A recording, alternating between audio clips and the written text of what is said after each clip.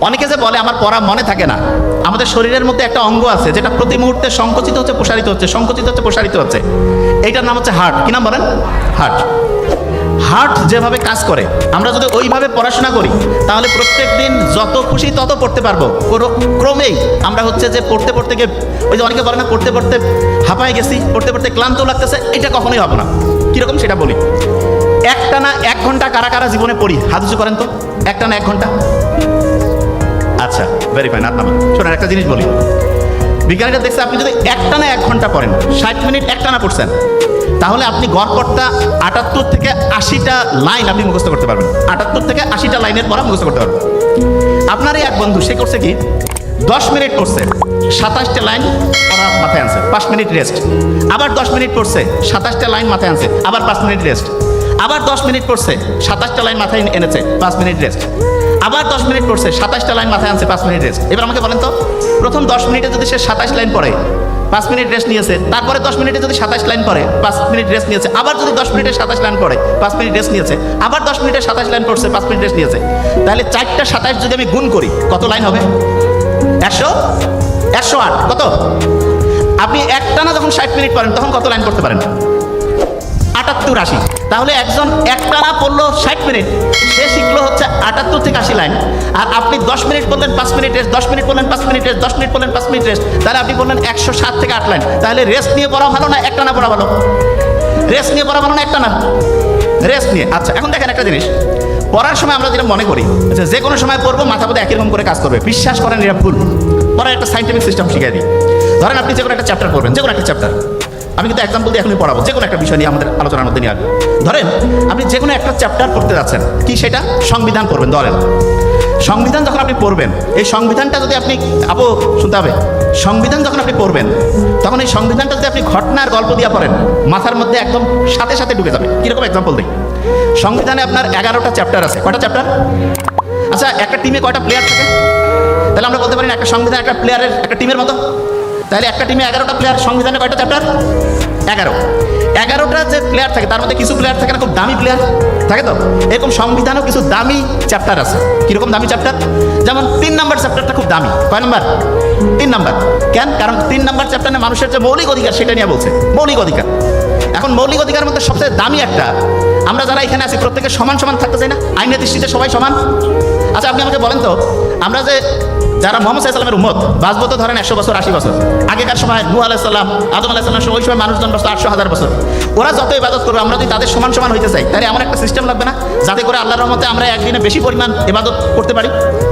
এই জিনিসটার জন্য আল্লাহ রোজার মাসে একটা স্পেশাল রাত রাখছে। ওইটা কত রাত? কত রোজা? 27। আপনি সংবিধান খুলেন, দেখবেন যে আইনের দৃষ্টিতে সবাই সমান। এটা 27 নম্বরে আছে। কততে? 27। বলেন না আমার সাথে? 27। আচ্ছা, এবার দেখেন, স্বাধীনভাবে চলাফেরা করতে চান না? আচ্ছা, ঢাকায় যে জ্যাম, স্বাধীনভাবে চলতে চাইলে একদম উপর দিয়ে মাঠ পার হয়ে যাওয়া লাগবে না আকাশে? ক্রিকেট খেলায় যদি আপনি উপর দিয়ে একদম ডাইরেক্ট একটা বল ছক্কা মারেন, 6টা বলে যদি ছক্কা মারেন কত রান হবে? 36। আপনি দেখেন 36 নম্বর যে অনুচ্ছেদ, স্বাধীনভাবে চলাফেরার সুবিধা আছে। স্বাধীনভাবে হচ্ছে মানুষের যে চলাফেরার স্বাধীনতা, এটা 36 নম্বর অনুচ্ছেদ আছে। বুঝতেছেন আমার কথা আমি কি বলতেছি? আচ্ছা, এবার আমি আপনাকে একটা জিনিস বলি। মোহাম্মদ সাল্লাম নবুয়ত পেয়েছে কত বছর বয়সে? হ্যাঁ, 40। তার নবুয়ত এটা তো কোনো পেশা না, কিন্তু যদি আমরা নর্মালি ধরি যে এটা একটা কাজ, বৃত্তি, তাহলে বলেন তো বৃত্তির স্বাধীনতা, পেশার স্বাধীনতা কত নম্বর অনুচ্ছেদ? 40। আচ্ছা, এবার একটা চিন্তা করেন তো, পাক ভারত উপমহাদেশে স্বাধীন হয়েছে বাংলাদেশ, ভারত, পাকিস্তান একসাথে। আগে পাক ভারত ছিল না? ব্রিটিশদের কাছ থেকে স্বাধীন হয়েছে কত সালে? 47। এই জন্য আপনি দেখবেন ওই সময় যুদ্ধ বন্ধ হয়েছে বা চালু হয়েছে যুদ্ধাপরাধীদের বিচার 47 নম্বর অনুচ্ছেদ। কত? 47 নম্বর অনুচ্ছেদ। আচ্ছা, এবার একটা জিনিস চিন্তা করেন তো আপনি, বাংলাদেশটা সরকার যারা চালায় তাদের ভুল ভ্রান্তি ধরার জন্য যদি আমরা একটা খুব ভালো লোক রাখি, খুব ভালো লোক, একটা খুব অনেস্ট লোক। আচ্ছা, অনেস্ট লোক কি ভাগ্যবান না ভাগ্যহীন? ভাগ্যবান নাম্বার কত? লাকি 7। পরপর 2টা লাকি 7 রাখলে কত হয়? 77 না?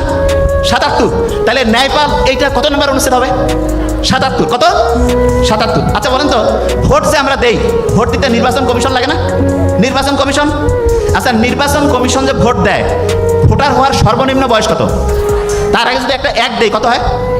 তাহলে নির্বাচন কমিশন গঠন কত হবে? 118। আপনি কি আমার কথা বুঝতে পারছেন? আচ্ছা, এবার বলেন তো, গণতন্ত্র যে আছে মানুষের, একটা প্রথম চাওয়া না গণতন্ত্র? প্রথম চাওয়া হচ্ছে 1। মানবাধিকার, এটা একটা প্রথম চাওয়া না? এটা তো 1। 2টা পাশাপাশি রাখলে কত হয়? তাহলে গণতন্ত্র মানবাধিকার কত নম্বর অনুচ্ছেদ? 11। আচ্ছা এবার চিন্তা করেন তো, আপনার এই যে মোবাইলে যে আমরা টাকা ঢুকাই 15% ভ্যাট কাটে না? 15% কি কাটে? ভ্যাট। এবার আমাকে বলেন 15% ভ্যাট এটা দেই এই কারণে গরিব হোক, দুঃখী হোক, ভিক্ষুক হোক, প্রত্যেকে যাতে মৌলিক অধিকারগুলো তার যাতে পূরণ হয়। তাহলে মৌলিক অধিকার পূরণের জন্য রাষ্ট্র যে ব্যবস্থা করবে কত নম্বর অনুচ্ছেদ? 15। Very fine.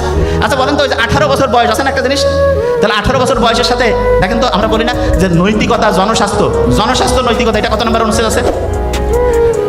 জনস্বাস্থ্য নৈতিকতা 18। কত আছে বলেন? 18। আচ্ছা এবার একটা জিনিস আমি আপনাদের বলি, প্রথম থেকে যা কিছু আমরা বলছি যদি আমরা ঘটনার গল্প দিয়ে পড়ি, পড়াটা মাথায় আসতেছে না সহজে? এবার আমি ধরবো, আইনের দৃষ্টিতে সবাই সমান কত? 27। স্বাধীনভাবে চলাফেরা 36। পেশার স্বাধীনতা 40। এই যে যুদ্ধাপরাধীদের বিচার 47। এবার যদি আমি বলি হচ্ছে ন্যায়পাল 77। নির্বাচন কমিশন গঠন 118। গণতন্ত্র মানবাধিকার 11। মৌলিক অধিকার মানে পূরণের জন্য সরকার চেষ্টা করবে, এইটা কত নম্বরে? 15। কত? জনস্বাস্থ্য নৈতিকতা 18। জিনিসটা কি বুঝতে পারতেছেন ঘটনার গল্প দিয়া? আচ্ছা এখন দেখেন একটা জিনিস বলি,